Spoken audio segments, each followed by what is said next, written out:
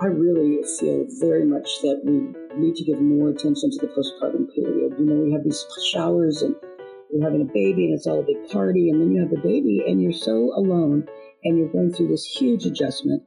And I really encourage people to get to not to wait till the postpartum, but to set up help ahead of time.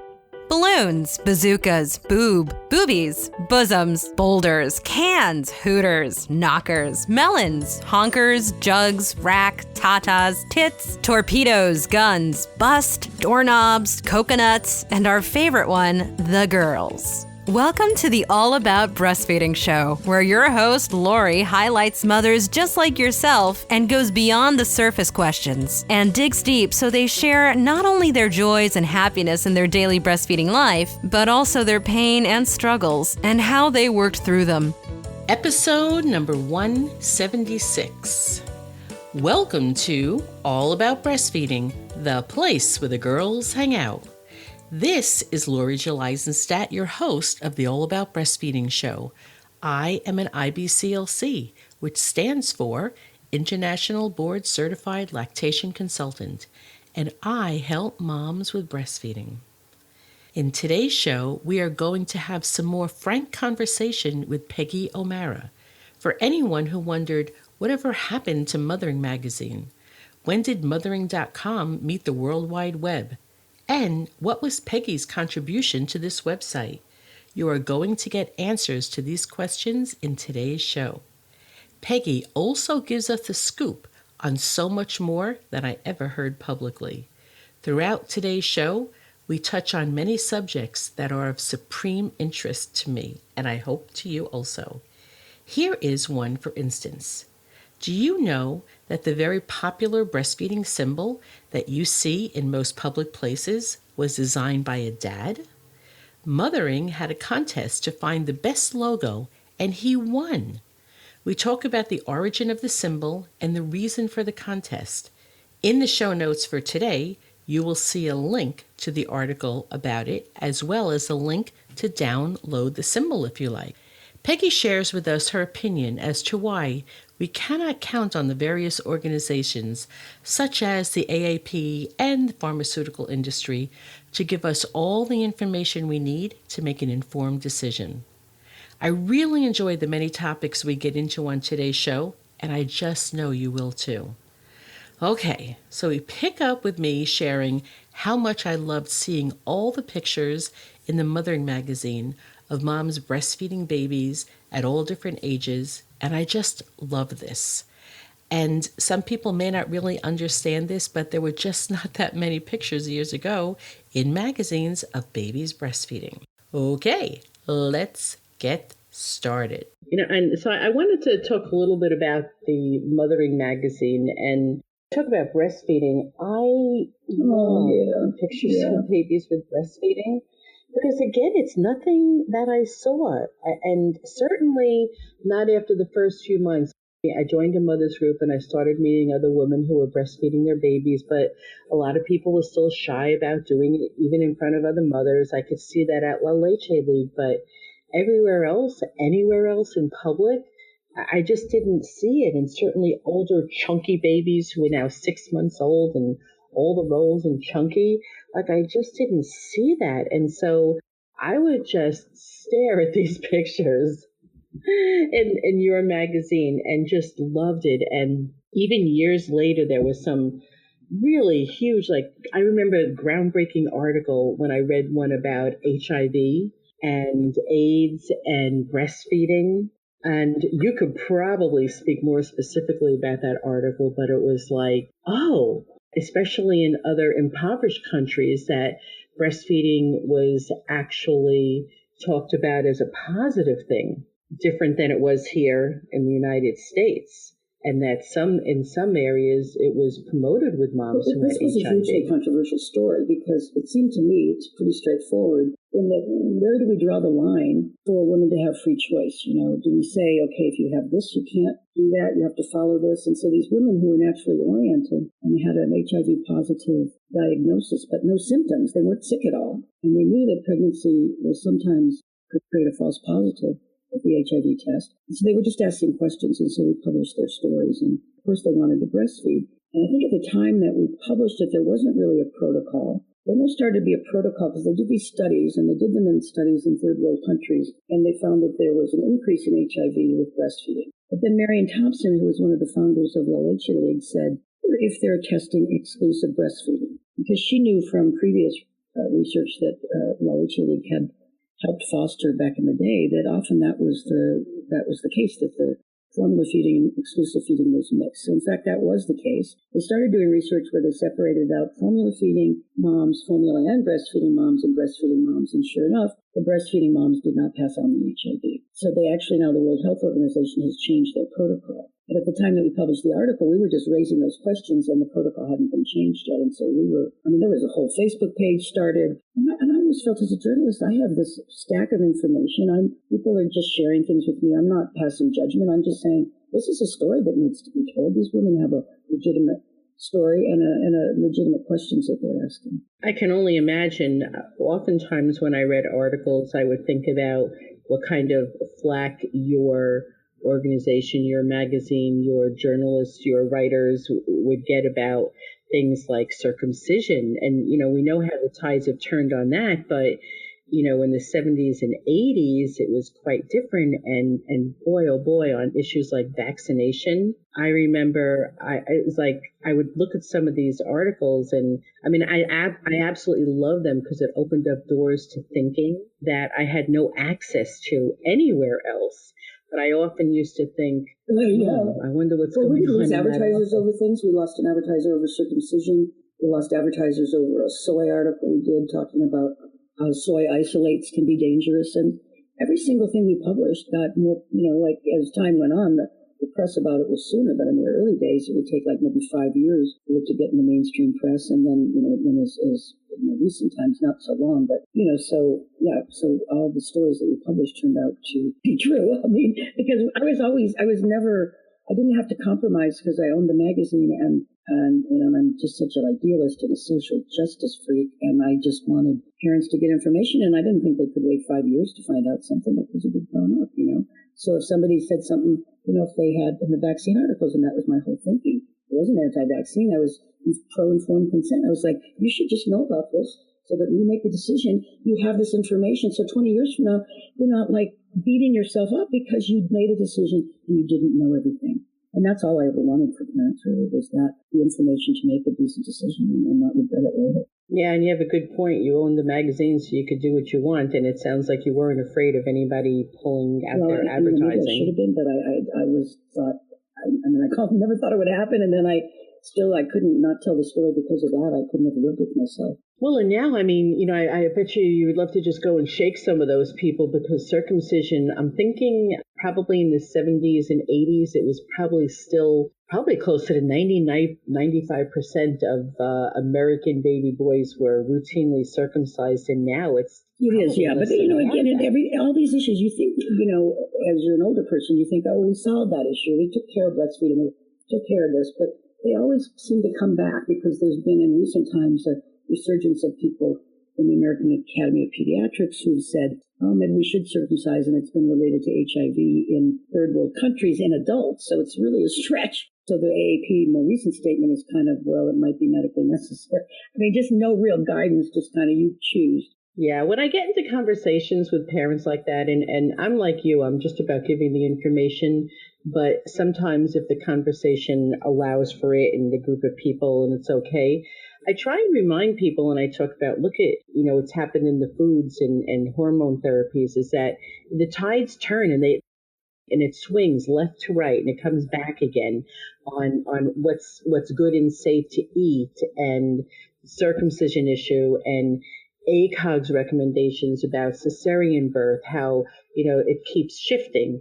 It's okay, then it's not okay. It's okay, then it's not okay. But now it's only okay if you have an anesthesiologist on site, 24/7. So, what I want them to do is say that there's a lot of things that the Food and Drug Administration is not necessarily quite sure about, that the ACOG is not necessarily sure about, that the AAP is not, because we're constantly learning, constantly adding, constantly deleting and changing things. And so because I want them to think, like, what do you think based on the information that you've learned, and not just go by what the ACOG is saying right now in 2017, because in 2021, the Yes, tide and we can have to turn really not be again. naive as parents that these organizations don't have a vested interest. I mean, the American Academy of Pediatrics is a great organization, but it also is funded by formula companies and pharmaceutical companies. So that's a conflict of interest. And it's really more of an affiliate organization for doctors than a medical recommending organization. It's got vested interests. It's not going to come out in favor of home birth ever. So you have to expand your research beyond the United States and look at other countries. So in England right now, I mean, their whole obstetrical system is recommending home birth with midwives for everybody, or in freestanding birth centers, basically, with midwives, and hospitals only as a last resort, because they're saying it's clear that there's more intervention in hospitals. So it's called the NICE report, NICE, if you want to check it out, or your listeners do. Again, you just have to look around a little bit more and say, we can't, and this is, as a home birth, I'm using as an example here of something that's just like, oh my God, by the medical association, here's so terrible. But then in other countries embraced as not only as safe, but also as a cost-saving mechanism. And I think the bottom line there is the research shows internationally that birth is safe in any setting. And there's something called the Cochrane collaboration, which brings together all the research around the world in every different language and looks at it all and comes up with these consensus statements saying, here's what the research says.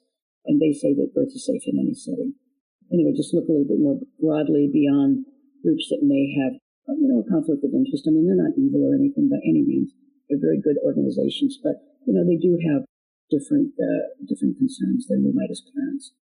Yes, all very good points, and I appreciate you saying that they're all good organizations, for the most part, best of intentions, but they also do have different vested interests. And with the AAP, it's also what we're learning, so what the science is showing. So even about kids and allergies and what we're feeding them, at what age we start to feed them foods, and the tide has turned again about even such things as like that's crazy, butter, right? Yeah. Peanuts. Yeah. So how many stayed away from it? How many now are saying, oh, it's okay? So again, it's partly what they're interested in, partly the research that they're learning about, and partly just what's happening in the rest of the world. And so I think in the 40s and 50s, like, it was so popular for formula-fed babies to have rice cereal in their bottles at like 3 and 4 weeks. And then that changed, and then it was 2 months, and it's 3 months now. The AAP, their policy statement is exclusive breastfeeding if possible for the first 6 months, and don't start to add solids until later on. Well, that's all coming from, the latest medical research that they're finding out. So that's why I ask parents that it's something that they need to take what it is they're learning, what it is they're thinking, what it is they're feeling, and even decisions I'm sure you made with baby number 1, with baby number 3, you made a totally different decision based on information that you learned. So I tried my best to have parents feeling comfortable about the decisions that they're making at the time. Another wonderful thing that I loved about mothering is I love when because I'm always wearing my breastfeeding hat. So the contest that you had for the breastfeeding logo. Yeah, I was really proud symbol. of that, because that came out of it actually started by, I had attended a lecture by Jack Newman, the medical doctor and breastfeeding expert in Canada, in which he had done a whole slideshow of all of the images of bottles that we have in our culture, on nurses' uniforms, on baby products, on clothing, and just how ubiquitous that image was, and how much that undermined breastfeeding by seeing bottle feeding as normal. And how could we become a bottle feeding culture? So my art director and I were really talking about that, and we had an article then that also talked about that we were about ready to publish.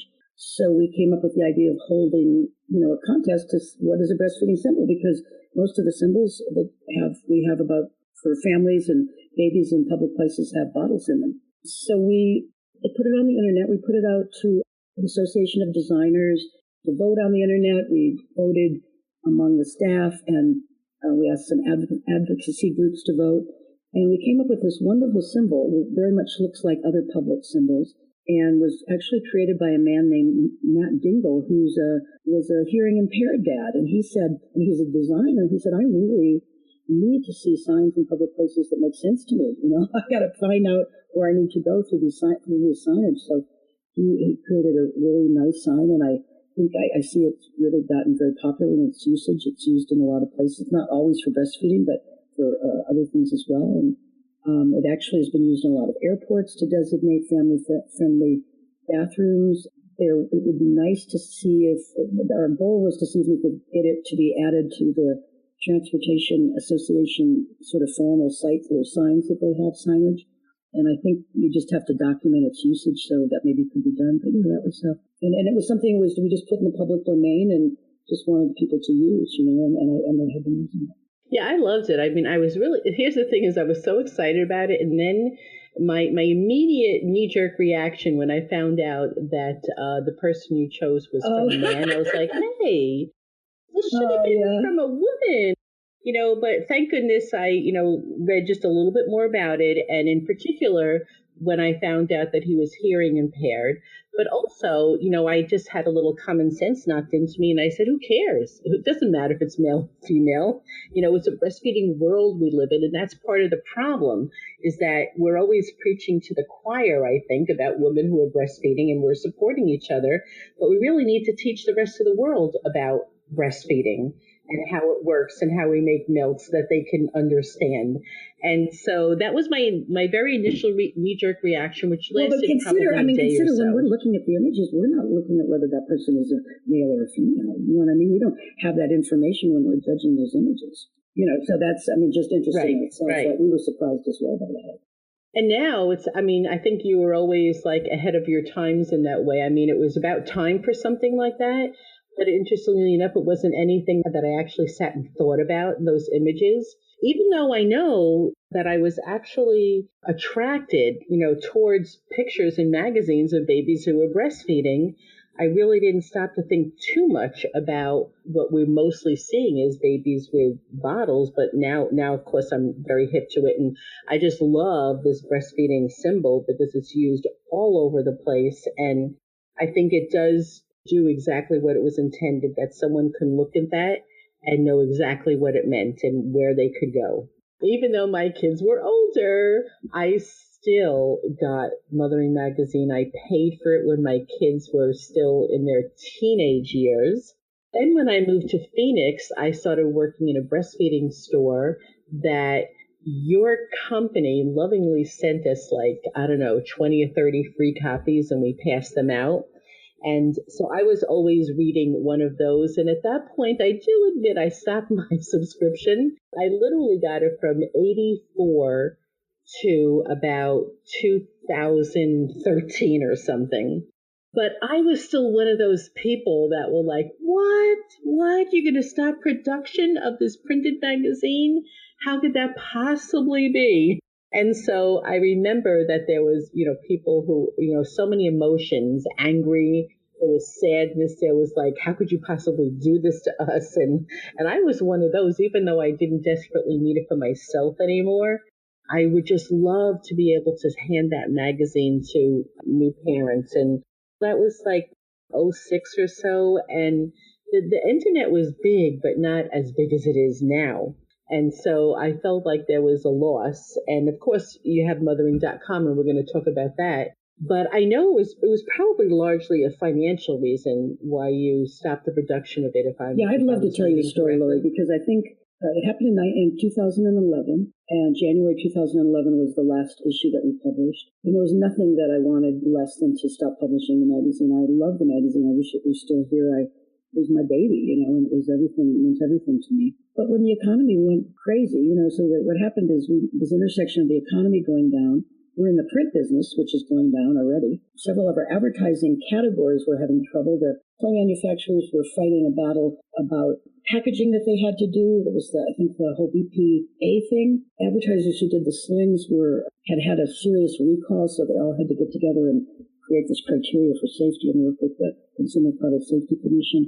So there were a lot of intersecting factors that resulted in us losing money quite rapidly. And if you've ever had a business, you do everything you can to cut expenses as fast as you can, but sometimes you just can't keep up with it, and that was the case with us. So that we had been publishing the magazine late for the previous 3 or 4 issues before January, just waiting for the money to come in. Our advertising in January, when I finally got the numbers in January, advertising was at the lowest it had been in 10 years. So I knew going forward that I couldn't expect to make up the money to pay my debt, which at that point was $500,000. So I wrote this cheerful letter, and I put it online, sounding like we were just moving over to the web. Because in my heart, I thought maybe we can, maybe we can get some of us over there and we can keep going on the web and stop print. But everything just snowballed. And I then, soon after that, had to sell the website, pay off that magazine debt.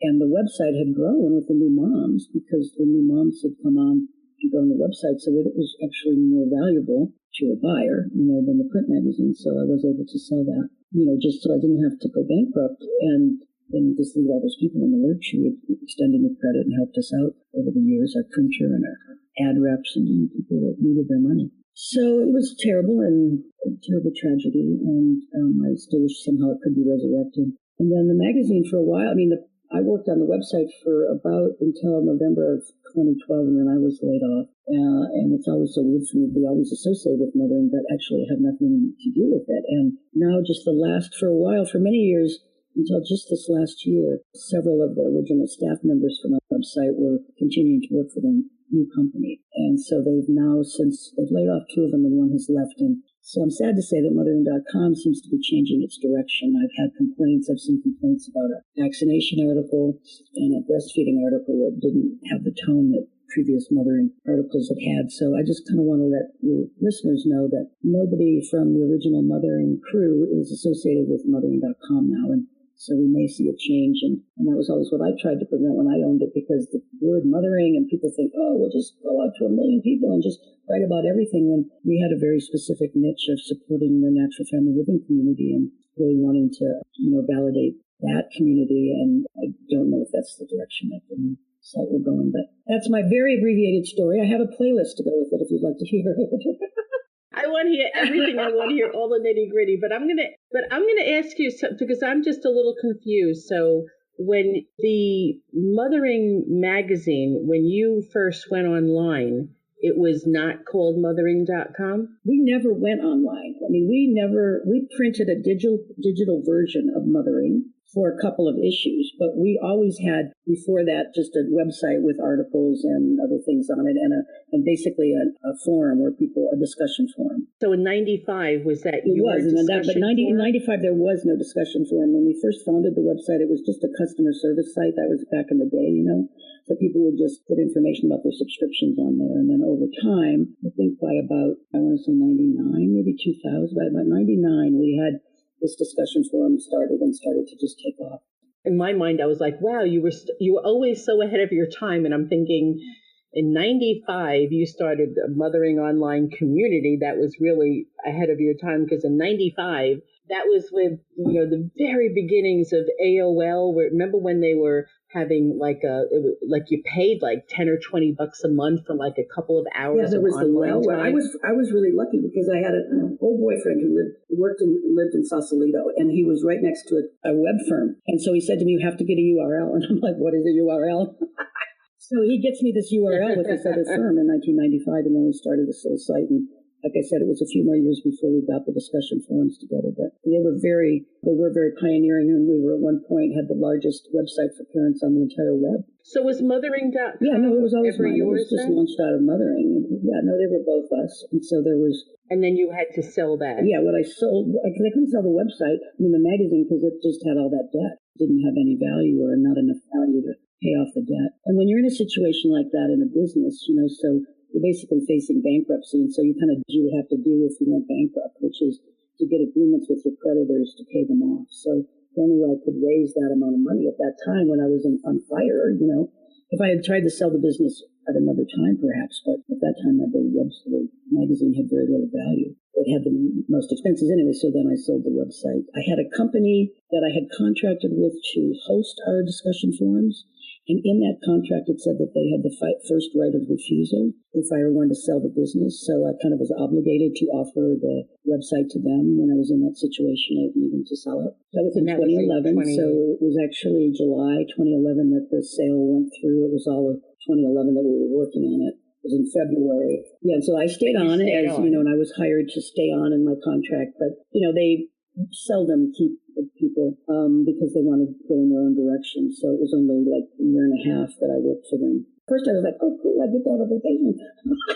Not really. No, so it was, I was also disoriented because here's my baby and somebody else has it and everyone thinks it's mine and it's just crazy making. So I'm a bit on the other side of that. I have some other projects that I'm doing. I have my own website and continuing my work, but it was rough. You can imagine. It was hard. And I still feel like I think everybody does, just that, can we do that again? I want to see those images, and that's not the same as the web experience. The web experience is wonderful, but it's not the same as looking at a pretty magazine that inspires you and just gives you a worldview that is like I said, interesting and new and surprising. No, when that magazine went everywhere with me, even after I had read it, it still went everywhere with me in a diaper bag. I would sit and read it at the kids' playground while they were on the playground, and I would read it and reread it and look at the pictures again. And I don't know, there was something interesting. I also just really loved reading all the classified that was ads. something that I also wanted. I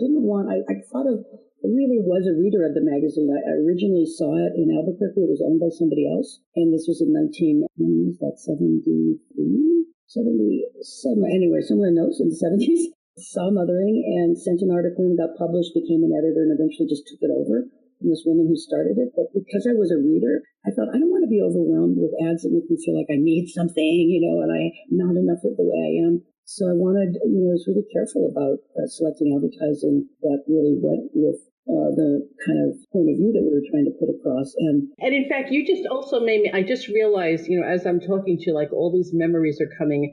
And of course, one of my absolute 150% hands down part of it was your editorials. And I, again, dating myself because I didn't have a copy machine in my home. So I used to send my husband to the office with it, and he used to make me copies of the editorials because there was no way I was going to rip that out.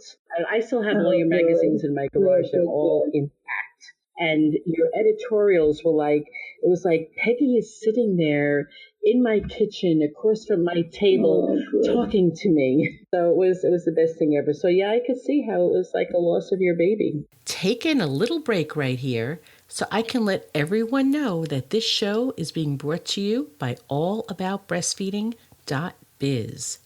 This is my original website that I encourage you to check out. You can learn more about myself and the services that I provide to the breastfeeding family. I have a variety of ways that you can work with me. You will find information about scheduling lactation consults, attending a breastfeeding class, as well as other ways that I can help you with breastfeeding. Once on this page, allaboutbreastfeeding.biz, be sure to check out the online support groups that I offer. You will also see a link that says freebies. You can click this on and take a look at the free handouts and checklists I have for you on issues related to breastfeeding. These freebies are just for you. You can download them and have them handy, hang them on the fridge. Lots of moms do. They're also great for you to share with others who will be with you during your postpartum care. And perhaps if they don't know much about breastfeeding, these handouts will help them to help you. Okay, let's get back to the show.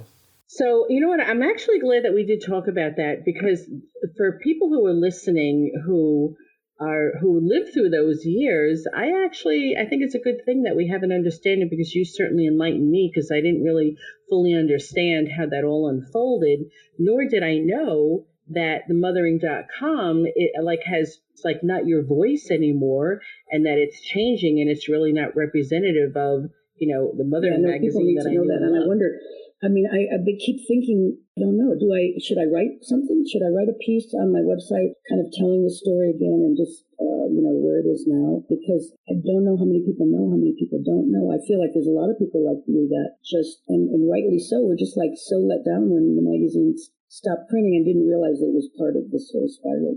Yeah, well, I always feel if there's one of me, there's 1,000 of me. So, and you're a writer, you probably don't mind. You sit down for a couple of hours and you kind of bang that one out. I think it would be great because it would be something that I would certainly want to know. Thinking about it, and I think I will. So tell us about what you are involved in now. When I got laid off at that time, I just I didn't know what I wanted to do for a while. But I also needed to do something because the magazine had been my retirement, so I needed to really look at some other sources of income. Fortunately, I was close enough to getting Social Security, but that's not as much as you'd like. Now, like, whoop-de-doo. I mean, it's been good, it's good, but I need more. So I started my website, decided, I thought, I don't know how to do this because I had worked with a team, so I had designers and people that do things that I didn't know. I mean, I was good at design, but the website and other things, and I watched a YouTube video. I must have been 2 weeks. It was an hour, and I would look at it like 5 minutes at a time on how to make your own website. I was like, okay, I can do that.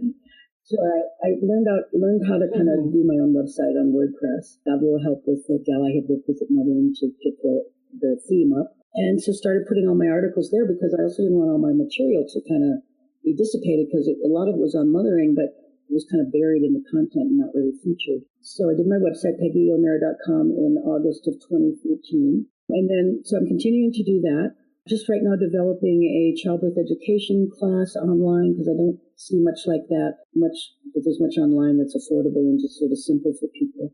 And also a pregnancy newsletter that I'm going to put on my website. But I also do a couple of other cool things. I manage the Facebook page for the Healing Hearts Baby Loss Comfort page, which is an Earth Mama page on Facebook that they've created for parents who have experienced infant loss or miscarriage or stillbirth, called Healing Hearts Baby Loss Comfort. Healing Hearts Baby Loss Comfort, okay. Then there's also a website called Baby Loss Comfort that has a great list of resources, really, that we put together if you know anyone that might need that. I'm very proud of working with those families and moms who've had a loss. Well, my listeners know that I've just launched a membership site called All About Mothering. It's allaboutmothering.com.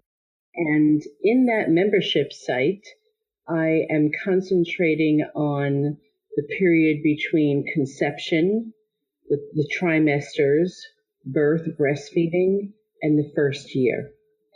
And so within that site, I am interviewing people like you and other experts in the field of pregnancy, birth, breastfeeding, and anything, postpartum, and, all that happens in the very first year. And as part of that, I do have a topic area on pregnancy loss. There's so much information to know. I mean, I'm knowledgeable about birth and breastfeeding. I've been a childbirth educator, a doula, lactation consultant. But even under those umbrellas and the ones coming from that, I'm still far from an expert. And so I'm inviting experts to be a part of the site to do some videos or adding their websites as resources for the members. So I will definitely be looking into the Facebook page that you're talking about and any other resource that you want to share with my members. Again, this is just another opportunity for a place for people to learn about things that they might just be searching and Googling for days on the internet.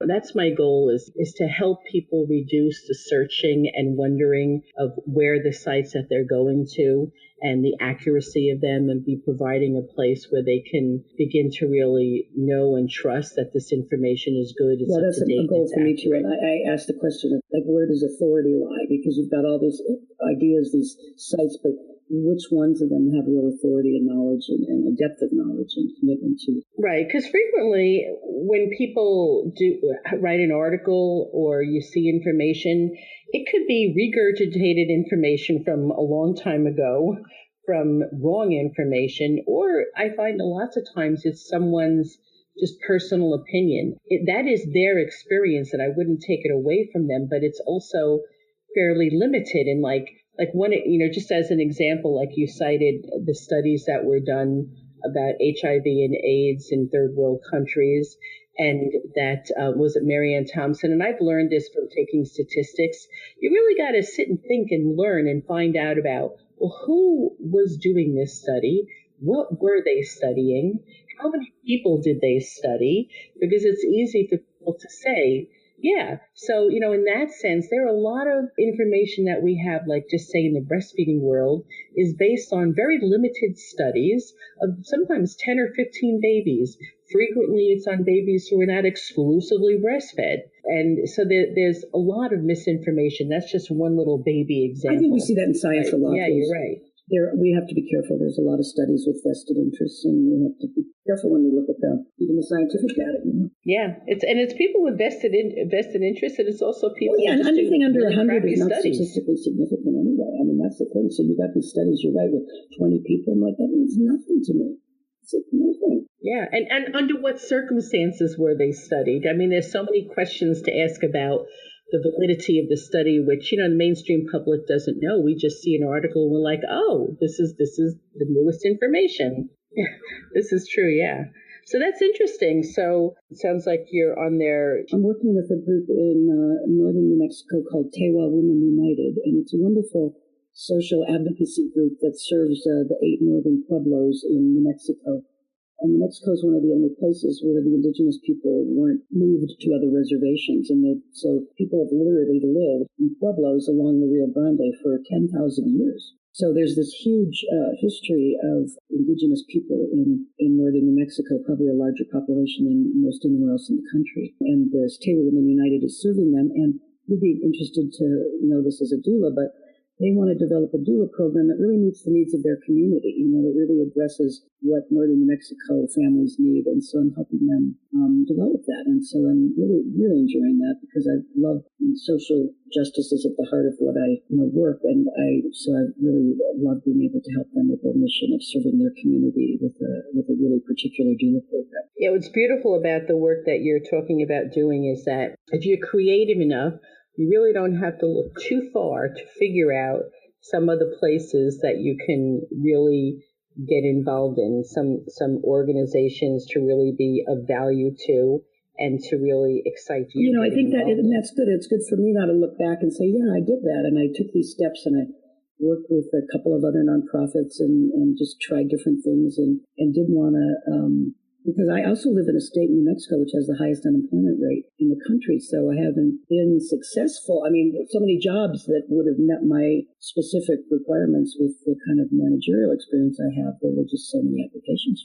Anyway, so it's been good to find organizations that I do feel like that I have a match with, and that I also have written some children's books for my grandkids, and I want to do more writing because I've done a lot of administering, and I'm good at that, and I like that. But I really writing is what I really want to do. So I'm developing writing. And I'll write more books as well. The children's books you wrote just for your grandchildren? Or I don't have a publisher yet. I was able. You have all these websites now. I went to this website called Bookmon, and you can upload a PowerPoint and make a book, basically. So I made books, just a couple that then I would give to the kids. So I don't have any distribution beyond that, but I'm hoping to get get a publisher to work with on that. Oh yeah, you should check out. Well, I've seen that, yeah, but too. I'd like to have somebody that had some distribution because I can do my books on Amazon. I don't think the children's books lend themselves to digital books as well as some other subjects. It would be good to work with somebody that had more of a reach in terms of distribution. Yeah, on the one hand, you're right, but on the other hand, I don't know if you've observed what I've observed, but so many little kids are on their mom's tablets and cell phones and reading and playing games and watching videos. So there might be a market there for you. So if my listeners want to contact you, how would they go about that? PeggyO'Mara.com is my website, and my email is PeggyO'Mara@PeggyO'Mara.com. And if you forget that, just go to PeggyO'Mara.com and there's a contact page. I also have a Facebook page called Peggy O'Mara Journalist, and on Twitter I'm a Peggy OM. And Peggy OM is my Skype handle as well.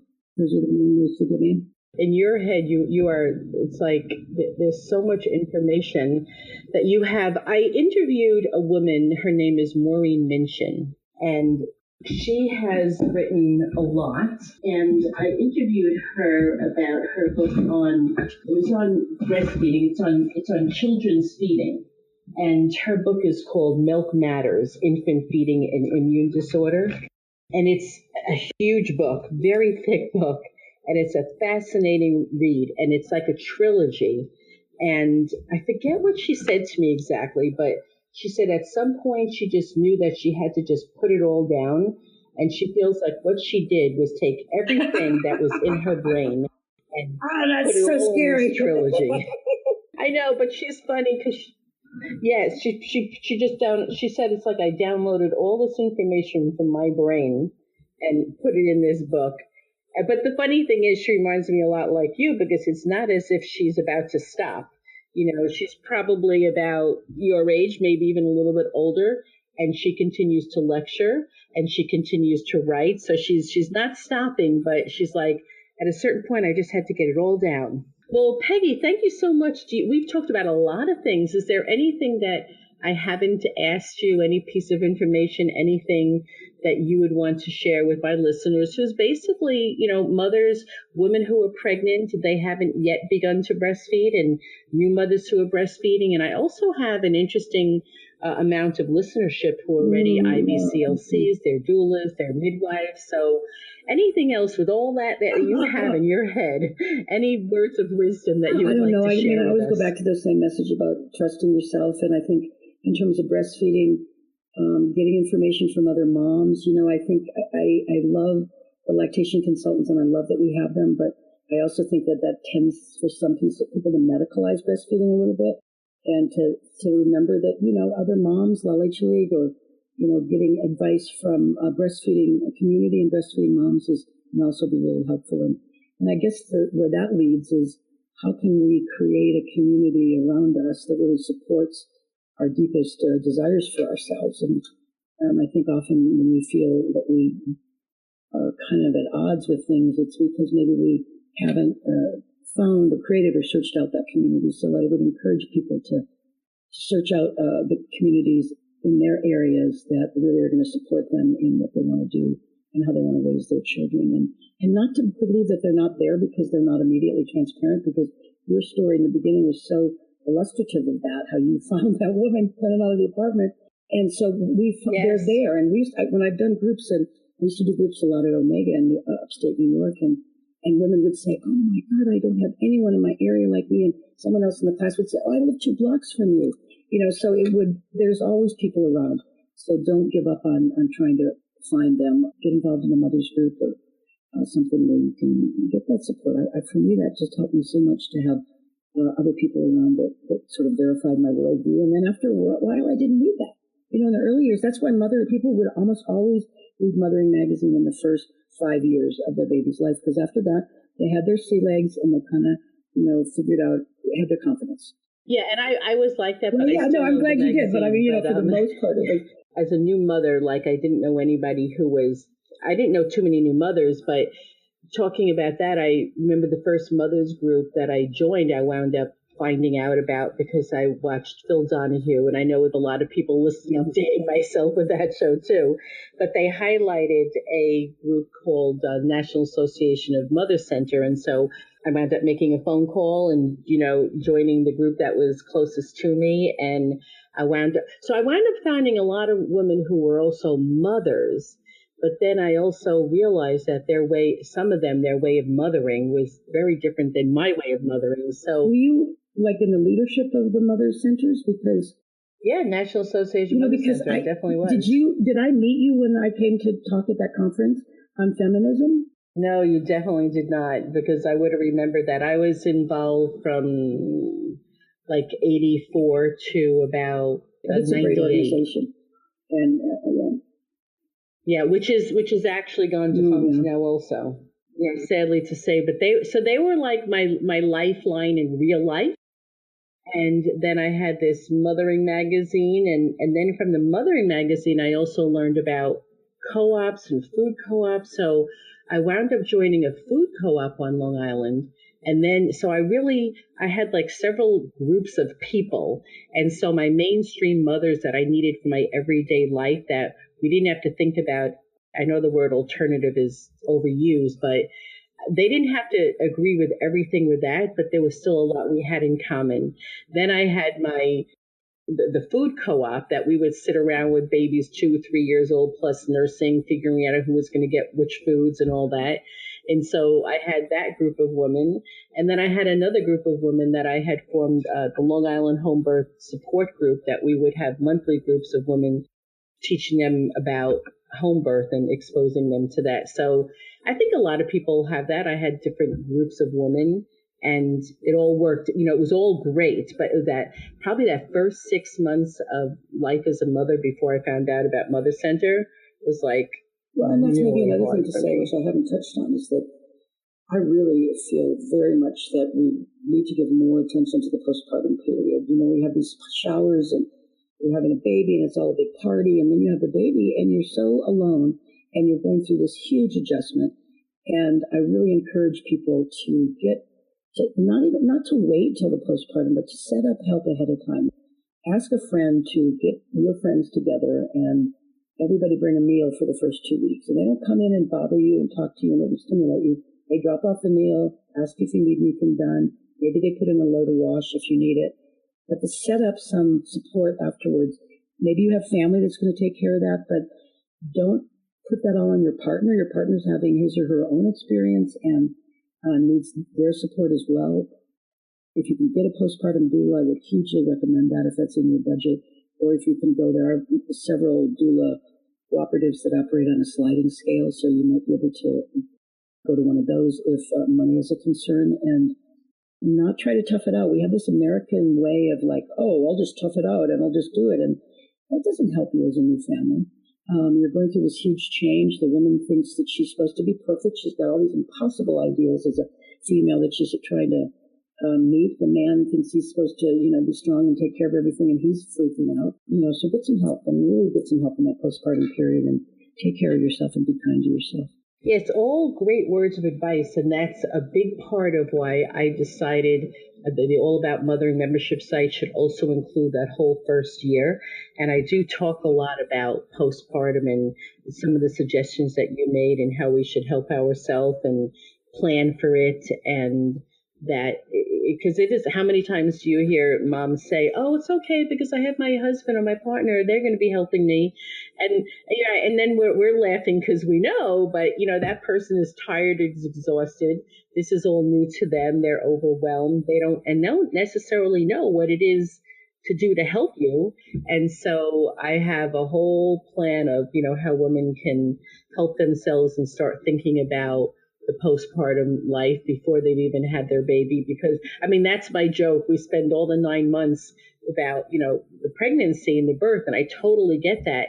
But it's almost, I know for myself, it's almost as if like, I really didn't pay attention to, I'm going to have a baby at the end of all this. That's right. And, so whatever it was, I thought in my pregnancy brain, it so was not what happened in my postpartum time. Everyone says that I'm smart, I can handle it.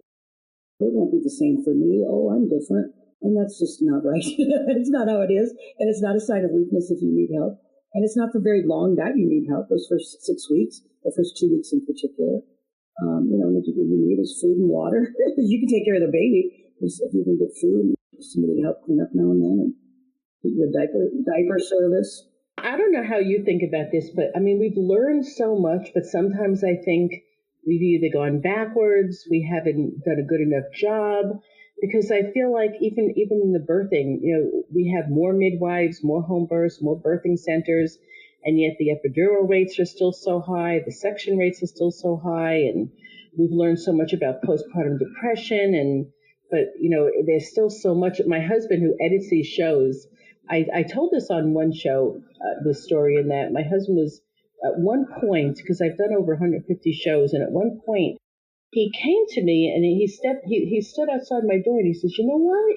And I said, what? He said, I swear to you, but almost every woman that you talk to, because I interview mothers about their breastfeeding experience, and he said, you know what, I had no idea that so many women suffered from postpartum depression, but almost every woman you speak to mentions it to some degree, a slight degree, or somewhere in the middle, or like really, really bad. And he's like, that's somewhere in the middle where it really affected their whole first year.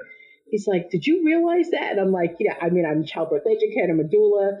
I've spoken to him about it, but not in depth. But I'm like, and men yeah. experience it too. And they have a high rate as well. So, this is an unspoken thing that we need to talk about. It's nothing to be ashamed of. It's mental health. It's a whole hormonal thing going on when you have a baby. So, yeah. And what I meant when I said is that sometimes I don't think we've gained more knowledge, but in some areas I don't know that we've gotten better because so many more women are going back to work so soon. And I worked with a mom yesterday. Her baby is 10 days old, and she said, all right, now I need you to show me and teach to me and talk to me about pumping because I'm going back to work tomorrow. And I'm like, your baby's 11 days old, See, this is what's hard because you think when you're younger, again, that if you just tell people about things, social change will happen. And then you realize it takes so long. And so we have so many signs of progress, so many things that we didn't have. Even that women are actually working in breastfeeding and pumping. And not easy. I mean, it's so heroic and difficult to do. But we're getting more accommodations for that. And for the first time in my life, we're actually talking about paid family leave, which is what we need in this country to accommodate breastfeeding so women are in that situation. And women, especially women who are, blue collar or not working on a salary, I mean, they have no way of taking time off to, breastfeed their baby or pump or any of that. So, again, I think if we identify the things we really need to work on to help breastfeeding, paid family leave is a huge piece, because we know that something like, 87% of women want to breastfeed. Most of them, a good proportion of them, not all of them, do leave the hospital breastfeeding, but then they don't make it past 3 months because they either don't get support or primarily because they have to go back to work. Exactly. So that's what I mean. We've learned a lot of great changes, all in the positive motion, but then there are other factors that are still making it difficult for moms in the postpartum time period and returning to work. So, see, we got more work to do, Peggy. Well, Peggy, I have to thank you so much for giving me a lot of your time and energy and knowledge. I appreciate you so much. You as well. This was really fun to talk to you. If you enjoyed this interview, I encourage you to check out PeggyO'Mara.com. That is PeggyOmara.com. She continues to write articles on natural families and healthy living. I am so glad to see that she continues to follow her heart and covers topics that range from natural family health and education issues all the way to articles on facts about refugees and transgender marriage and gender-free toys, just to name a few. If you feel so inclined, join our Facebook group and let me know what you thought about this interview and others that you hear on the All About Breastfeeding show. The pump survey that I have on the Facebook group, it is now closed, and I'm tallying up the responses, and will report what I have learned on Friday's show. Until then, everyone, bye-bye.